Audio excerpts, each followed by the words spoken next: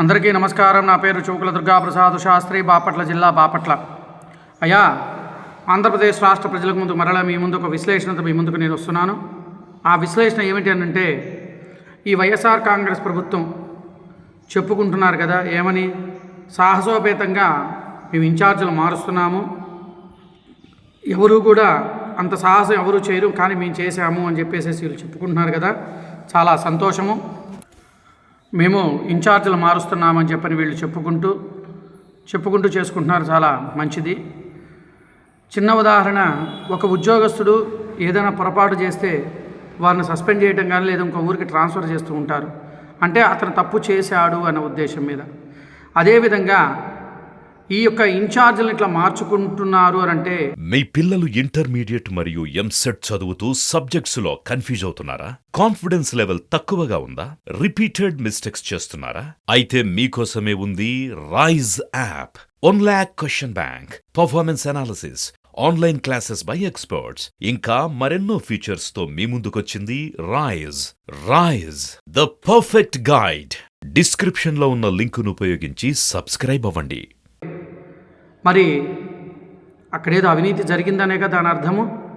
అవినీతి జరిగి అక్కడ వాళ్ళకి కావాల్సిన అవినీతి సొమ్మంతా కూడా దోచుకున్నారనే కదా దాని అర్థము. అంటే మా వాళ్ళు తప్పు చేశారు, దానికి నేను ప్రత్యక్షంగా అంటే జనానికి ముందు మా వాడు తప్పు చేశాడని ఒప్పుకోవటానికి ఇష్టం లేక పరోక్షంగానే వాళ్ళు తప్పు చేశాము అని చెప్పిన వాళ్ళు ఒప్పుకున్న మాట వాస్తవమా కాదా? రాష్ట్ర ప్రజలారా మీరు ఆలోచించండి. మరి ఇక్కడ కాదు, ఇక్కడ అవినీతి జరిగింది, ఇక్కడ తప్పు చేశాడు కాబట్టి నేను ఇతను పనికిరాడు, రేపొద్దున ఎలక్షన్లో నిలబెట్టినా గెలవడు అన్న ఉద్దేశం మీద ఆయన మార్చి ఇంకొక నియోజకవర్గానికో లేదా ఇంకొక ప్లేస్కో అక్కడికి వేశారు. అంటే దాని అర్థం ఏంటి? ఇంకక్కడికి వెళ్ళు మళ్ళీ అక్కడ అవినీతి మళ్ళీ మొదలు పెట్టుకోవచ్చు మనము అని దాని అర్థం. ఆయన తీసుకొచ్చి ఇక్కడ పెడతారు. అప్పుడు జనాన్ని ఎవరిని మోసం చేద్దామని ఈ విధంగా చేస్తూ ఉన్నారు.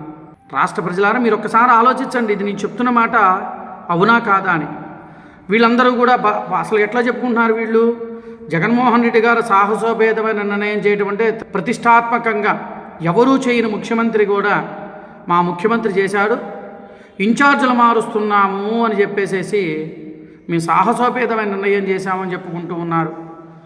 సాహసోపేత నిర్ణయం అని అంటే ఇక్కడ అవినీతి చేశారు మా ఎమ్మెల్యేలు, మా ఎంపీలు కానీ ఎవరైనా కానీ, మారుస్తున్న వాళ్ళందరూ ఇట్లా అవినీతి పరులు కాబట్టి రేపొద్దున ఎలక్షన్లకు నిలబెడితే మాకు సీట్లు రావు, ఓట్లు రావు అన్న ఉద్దేశం మీద పరోక్షంగా, ప్రత్యక్షంగా కాకుండా పరోక్షంగా మా వాళ్ళు తప్పు చేశారు అని చెప్పేసేసి అని వీళ్ళని మార్చుకుంటూ వెళ్ళటం జరుగుతూ ఉన్నది. ఇది అవునా కాదా? రాష్ట్ర ప్రజలు మీరు ఆలోచించాలి. తర్వాత ఈ మధ్యకాలంలో ఆళ్ళ రామకృష్ణారెడ్డి గారు, నేను ఎమ్మెల్యే పదవికి రాజీనామా చేస్తున్నాను, నాకు సరైన గౌరవం లేదు అని చెప్పుకుంటూ ప్రెస్ మీట్లు చెప్పుకొని వచ్చాడు. అదే ఆర్కేని కొన్ని ప్రశ్నలు అడుగుతున్నా రాష్ట్ర ప్రజల తరఫున కానీ ఒక సామాన్యుడైన ఇది కానీ. అతను నా నియోజకవర్గం కాదు, నేను అతని నియోజకవర్గం కాదు, అయినప్పటికీ కూడా కొన్ని ప్రశ్నలు అడుగుతున్నా. ఇది ప్రతి ఒక్క రాజకీయ నాయకుడు కూడా ఇది వర్తిస్తుందని నేను అనుకుంటున్నా. మరి 4.5 సంవత్సరాల్లో మంగళగిరి నియోజకవర్గానికి సంబంధించిన ఒక ఎమ్మెల్యేగా మీరున్నారు. జగన్మోహన్ రెడ్డి మాకు డబ్బులు ఇస్తానని చెప్పని ఇవ్వలేదు, అందువల్ల మేము అభివృద్ధి పనులు చేసుకోలేకపోయాము, ఆ ఆస్తులు చేసుకున్నాము అని చెప్పేసి చేయటం జరిగింది. నేను కొన్ని పత్రికల్లో చూడటం జరిగింది. నేను మిమ్మల్ని ప్రశ్నలు అడుగుతున్నా, ఒకటే ప్రశ్న మిమ్మల్ని అడుగుతున్నా. మరి మీరు 4.5 సంవత్సరం నుండి అభివృద్ధికి మీకు డబ్బు ఇవ్వనప్పుడు మీరు పార్టీకి ఎందుకు రాజీనామా చేయలేదు? అయ్యా, నేను ప్రజలకు సేవ చేస్తా కానీ నా దగ్గర డబ్బు ఎక్కడుంది నేను పెట్టడానికి, మీరు ఇస్తానని ఇవ్వలేదు కాబట్టి నేను సంవత్సరం అయిపోయినా కూడా నేను పార్టీకి రాజీనామా చేస్తున్నాను, నా వల్ల కాదు, నేను ప్రజలకు నేనేం సమాధానం చెప్పుకోలేకపోతున్నాను అని మీరు చెప్పి ఆ రోజునే మీరు పార్టీకి రాజీనామా చేయలేదు? ఆ ఎమ్మెల్యే పదవిలో ఉండి ఆ ఎమ్మెల్యేకి వచ్చే జీతం కానీ బెనిఫిట్స్ కానీ ఇవన్నీ కూడా మీరు అనుభవించి ఇంకొక 3 నెలల్లో ఈ యొక్క 2 నెలల్లో లేదా 3 నెలల్లో గవర్నమెంట్ డిజాల్వ్ అయిపోతుంది, అంటే ఎలక్షన్ వస్తుంది కాబట్టి ఇప్పుడు చెప్పుకొని మనం బయటికి వెళ్ళి మళ్ళా సింపతి సంపాదిద్దామని జనాన్ని మోసం చేద్దామని ఆర్కే గారు మీరు బయటకు వస్తుంది. మరి ఈ 4.5 సంవత్సరాలు మీరు ఏం చేశారు? మరి అప్పుడు మీ నియోజకవర్గానికి మీకు నిధులు రానప్పుడు మరి ఆ రోజునే మీరు పార్టీకి రాజీనామా చేయొచ్చు కదా. ప్రతి ఒక్కళ్ళు ఇట్లానే చేస్తూ ఉన్నారు. అంటే ఈ ఎలక్షన్ రాగానే ఏ పార్టీ గెలుస్తుందా అని వీళ్ళకి ఊహలు రాగానే నెమ్మదిగా దాని మీద ఏదో వంక పెట్టేసేసి ఆ పార్టీలకు వెళ్ళిపోవటం, ఆ పార్టీల మీద విమర్శ చేయటం అనేది సర్వసాధారణంగా జరుగుతున్న విషయం. సరే, అది రాజకీయవేత్తగా రాజకీయాలు సహజంగా జరుగుతుంటాయి కాబట్టి బాగానే ఉంది. మీరు నాకు జగన్మోహన్ రెడ్డి గారు మాకు అభివృద్ధికి డబ్బు ఇవ్వలేదు అన్నప్పుడు మీరు ఎందుకు ఆ రోజున మీరు పార్టీకి రాజీనామా చేయలేదు? మొదట్లోనే మీరు రాజీనామా చేయొచ్చు కదా. అయ్యా, మీరు ఇస్తానన్న నిధులు మీరు ఇవ్వకపోవటం వల్ల ప్రజలకు నేను సమాధానం చెప్పలేకపోతున్నాను కనుక నేను పార్టీలో కొనసాగే అర్హత నాకు లేదు అని చెప్పి మీరు ఎందుకు రాజీనామా చేయలేదు?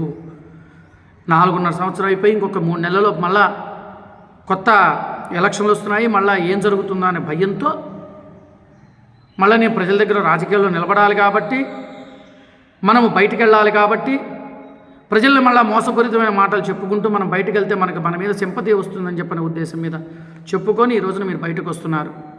రాష్ట్ర ప్రజల మనం ఆలోచించాల్సిన వాళ్ళు కాదు, మనం తెలివి తక్కువ వాళ్ళం. మనకి ఏ పార్టీ వాళ్ళు వచ్చి మనం ఏం చెబుతున్నా మనం విని, గత ప్రభుత్వాల్లో ఎప్పుడైనా ఇలా జరిగిందా? గత ప్రభుత్వాల్లో ఎన్టీ రామారావు గారు ముఖ్యమంత్రిగా చేసినప్పుడు ఇలాంటివి జరిగినాయా అండి? మరి చంద్రబాబు నాయుడు గారు చేసినప్పుడు ఇలా జరిగినాయా? అభివృద్ధి పనులు జరిగినాయా లేదా తెలుగుదేశం పార్టీ హయాంలో? మనం ఆలోచించాల్సింది అది. 4.5 సంవత్సరాల్లో ఏమీ చెయ్యకుండా, ఏమీ చెందకుండా నిన్న జనవరి 1 మరి ఉద్యోగం క్యాలెండర్ వదులుతా అన్నాడు. మరి 5వ సంవత్సరం కూడా వచ్చేసింది, అది కూడా లేదు. మరి ఇంకా ఏం చేద్దాం మరి చెప్పండి.